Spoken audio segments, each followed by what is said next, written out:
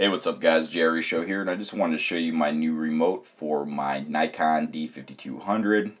It is the Photive Remote Control, model PHML-L3.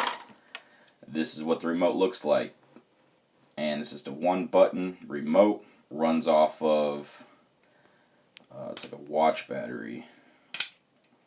See?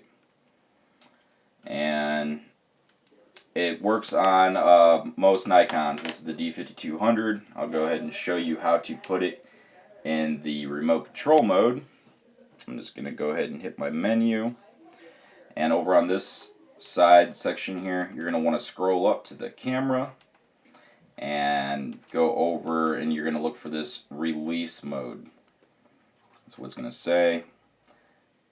And scroll down to quick response remote and hit OK. And now I'm just going to go ahead and flip the camera around. And this is in infrared lighting.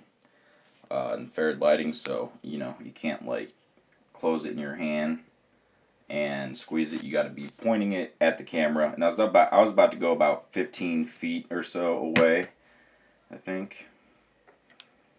But just kind of show you how that works there.